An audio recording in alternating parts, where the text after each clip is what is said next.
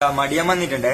താരം മാറുന്ന തൊട്ട് ഒരു എയർ ഓയിലിന്റെ പരസ്യം ചെയ്തിനി. ആ പരസ്യം ചെയ്ത് ഇത്ര വലിയ ചൊറയാവെന്ന് ഞാൻ വിചാരിച്ചിട്ടാ. കാരണം സമൂഹത്തിലേക്ക് നമ്മൾ ഒരു സാധനം ഇറക്കുമ്പോൾ കുറെ കാര്യങ്ങൾ ശ്രദ്ധിക്കാനുണ്ടായിനി. അതിൽ ഒരാൾ യൂസ് ചെയ്ത ഒരാൾ ഇങ്ങനെ പ്രതികരിക്കുന്നു ഞാൻ വിചാരിച്ചിട്ട് ആ റിസൾട്ട് പറഞ്ഞാണ് കേട്ടോക്ക്.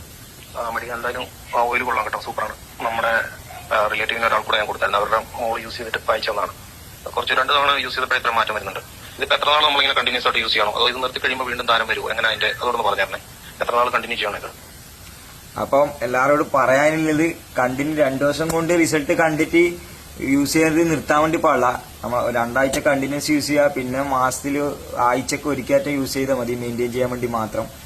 അപ്പം ചൊറയായെന്ന് വെച്ച് കഴിഞ്ഞാല് ഇതിപ്പം നമുക്കിത് കൺട്രോൾ ചെയ്യാൻ വേണ്ടിയിട്ട് മെയിൻറ്റെയിൻ ചെയ്യാൻ വേണ്ടി പറ്റുന്നില്ല. അതുകൊണ്ട് സാധനം ഇപ്പം നല്ല മൂവ്മെന്റ് ഇല്ലോണ്ട് അതൊരു ബ്രാൻഡാക്കി ഞാൻ എന്റെ ചെന്നൈയും കൂടിയിട്ട്. കാരണം എന്താ പറയാ, എല്ലാവർക്കും നല്ല റിസൾട്ട് ഉണ്ട്. അതുകൊണ്ട് മാത്രമാണ് ആ ഒരു രീതിയിലേക്ക് കടന്നത്. വാങ്ങിയവര് തന്നെയാണ് പിന്നെയും ഇത് വാങ്ങിക്കൊണ്ട് നിൽക്കുന്നത് ഇപ്പം. കാരണം അവർ യൂസ് ചെയ്തിട്ട് റിസൾട്ട് ആയിട്ട് മറ്റുള്ളവർക്ക് സജസ്റ്റ് ചെയ്യുന്നുണ്ട്. അതുകൊണ്ട് അതിനുശേഷം ഇതൊന്നും ചെയ്തിട്ടില്ല. അപ്പൊ ഇത് ഇടക്കിടക്ക് ഇങ്ങനെ ഞാൻ ഈ വീഡിയോ ചെയ്യൊന്നുമില്ല.